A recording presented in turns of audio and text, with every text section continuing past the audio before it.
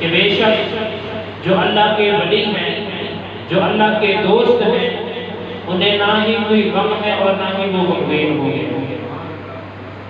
तो ये महीना रबीउल सानी का महीना है। इस महीने की 11 तारीख को हुजूर गौसे आज़म शहंशाह बगदाद आपका उर्स मुबारक है। तो उस हवाले से चंद गुजारिशात हैं। दुआ है कि खालिक कायनात मालिक अज़ल ये हाज़िरी अपने पाक बारगाह के अंदर कबूल व मंजूर फरमाए। आप गौसे आज़म रज़ियल्लाहु ताला अन्हु जिलान के अंदर 470 हिजरी में पैदा हुए। यकुम रमजान 470 हिजरी को आप जिलान के अंदर पैदा हुए और आप हुजूर अलैहिस्सलातु वस्सलाम और आप अलैहिस्सलातु वस्सलाम के सहाबा से इश्क रखने वाले थे। तो अहले इश्क में लिखा है कि जब इश्क के अदद निकाले जाए, ऐन का, शीन का और काफ का अदद निकाला जाए तो वो भी 470 बनता है। 470 बनता है। और गौसे आज़म रज़ियल्लाहु ताला अन्हु की विलादत भी 470 हिजरी में हुई है। और आपका इश्क इतना कमाल का था, अगर कमाल के अदद निकाले जाए, काफ का, मीम के, अलिफ और लाम के अदद निकाले जाए तो वो 91 बनते हैं। और आपकी जो उम्र मुबारक थी वो 91 साल थी। कितना थी? 91 साल थी। जब 470 के अंदर 91 को जमा करें तो 561 हिजरी में आपका विसाल है। 11 रबीउल सानी सन 561 हिजरी के अंदर आप अल्लाह रब्बुल आलमीन की बारगाह में तशरीफ ले गए। तो आपकी विलायत, आपकी तशरीफ आवरी से पहले ही आपकी वालिदा माजिदा को मालूम हो चुकी थी। और आप हसनी हुसैनी सैयद हैं, नजीबुत तरफ़ैन हैं। और आपकी वालिदा माजिदा फरमाती हैं कि जब गौसे आज़म रज़ियल्लाहु ताला अन्हु मेरे पेट के अंदर थे, जब मुझे छींक आती थी तो मैं अल्हम्दुलिल्लाह कहती और मेरे बदन से आवाज आती यरहमुकल्लाह, मेरे बदन से आवाज आती थी यरहमुकल्लाह। अभी तक गौसे आज़म दुनिया में नहीं है बल्कि मां के पेट के अंदर है, वहीं से भी छींक का जवाब दे रहे हैं। और जिस साल हुजूर गौसे आज़म रज़ियल्लाहु ताला अन्हु पैदा हुए उस वक्त जिलान के अंदर 1100 बच्चे पैदा हुए। 1100 बच्चे पैदा हुए और सब के सब वली थे, सब के सब वली थे। ये गौसे आज़म रज़ियल्लाहु ताला अन्हु की विलादत बासआदत के सदके से अल्लाह रब्बुल आलमीन ने उन 1100 कौम को भी बच्चे अता फरमाए। और दूसरे जितने भी वलीउल्लाह हैं उनका उर्स साल के बाद एक मरतबा होता है।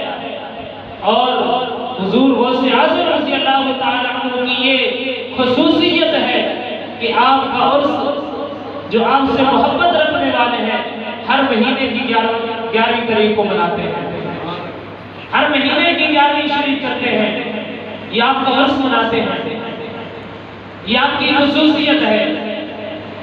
और जब आप इल्म हासिल करने के लिए जिलान से हिजरत करके बगदाद की तरफ जाने लगे तो आपके वालिद मोहतरम अबू सालेह सैयद मूसा जंगी दोस्त, ये आपके वालिद का नाम है। तो जब आप रज़ियल्लाहु ताला अन्हु इल्म हासिल करने के लिए अपनी माँ से इजाजत तलब की, क्योंकि आपके वालिद पहले फौत हो चुके थे। और जब आपने इजाजत मांगी तो उस वक्त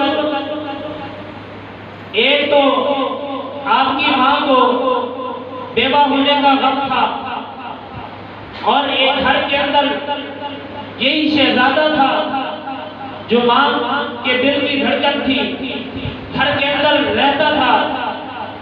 जब इसने इजाजत मांगी माँ से इल्म हासिल करने के लिए मैं बगदाद जाता हूँ, तो आपकी माँ ने जब आपको रुखसत करने लगी, तो जब आपके वालिद मोहतरम का इंतकाल हुआ तो उस वक्त आपने 80 दिनार छोड़े थे। तरके के अंदर, विरासत के अंदर 80 दिनार छोड़े थे। तो जब आप इल्म हासिल करने के लिए रवाना होने लगे तो आपकी वालिदा मोहतरमा ने उन 80 दिनारों में से 40 दिनार आपकी गुदड़ी के बगल के नीचे सी दिए। और जब आपको गुदड़ी पेश की तो आपने एक वसीयत फरमाई कि बेटा आप इल्म हासिल करने के लिए जा रहे हैं, जितना भी रास्ते के अंदर मुश्किलात आ जाए, मुश्किल घड़ी आ जाए, आपने झूठ कभी नहीं बोली, आपने झूठ कभी नहीं बोलना। और आपकी वालिदा मोहतरमा ने आपको दुआओं के साथ रवाना किया। जब रास्ते में गए तो डाकू आ गए, पूरे काफिले वालों को लूट लिया उन्होंने। जब इस बच्चे की बारी आई गौसे आज़म रज़ी अल्लाह ताला अन्हु की, तो एक डाकू आया, आपके पास पूछा आपके पास क्या है? तो आपने फरमाया मेरी गुदड़ी के अंदर 40 दिनार सिले हुए हैं। वो चला गया।